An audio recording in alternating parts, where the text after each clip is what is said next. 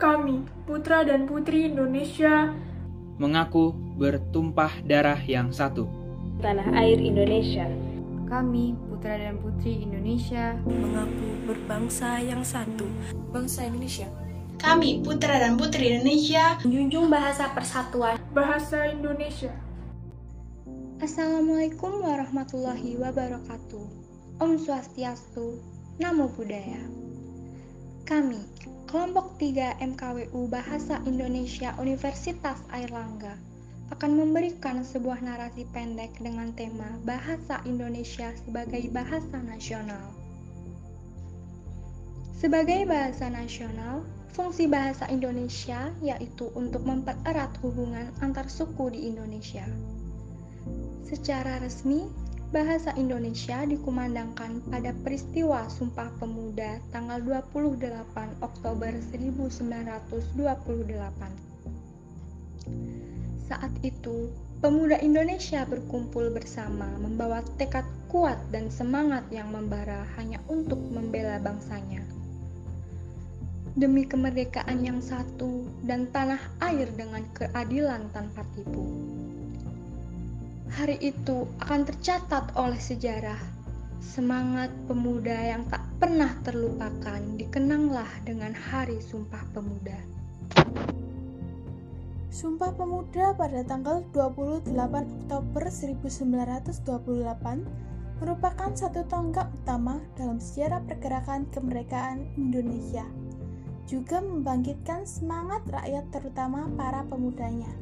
Momentum ini seolah-olah menjadi simbol berdirinya sebuah ikatan emosional yang sakral di antara berbagai suku bangsa, di mana setiap perwakilan dari masyarakat seluruh Nusantara melepaskan identitas kedaerahan mereka masing-masing untuk berjanji akan bersatu dan berjuang bersama atas nama identitas tanah air, bangsa, dan bahasa yang sama.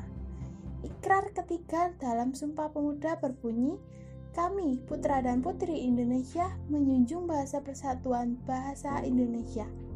Lalu, mengapa harus ditetapkan bahasa persatuan berupa bahasa Indonesia? Negara Indonesia memiliki wilayah geografis yang sangat luas dengan latar budaya dan bahasa daerah yang sangat beragam. Menurut data terbaru dari Laboratorium Kebinekaan Bahasa dan Sastra, saat ini ada 718 bahasa daerah yang tersebar di seluruh penjuru Indonesia. Dilihat dari kondisi ini, perlu adanya lingua franca atau bahasa yang dapat menjembatani komunikasi antara pihak-pihak yang tidak memiliki kesamaan bahasa. Oleh karena itu, bahasa Melayu modern yang telah menjadi bahasa pemersatu perdagangan di hampir seluruh pelosok Nusantara selama ribuan tahun, ditetapkan sebagai bahasa persatuan dalam nama Bahasa Indonesia.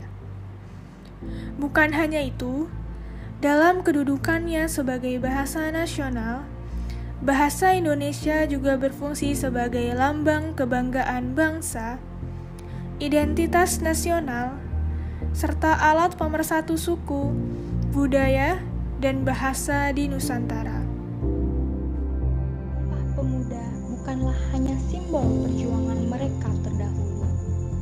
Kenangan itu adalah cermin untuk pemuda masa kini yang harus lebih membakar semangatnya kembali untuk Indonesia bersatu, yakni Bhinneka Tunggal Ika. Hari ini dan esok akan selalu memperkuat tekad bersama pemuda bangsa untuk Indonesia damai.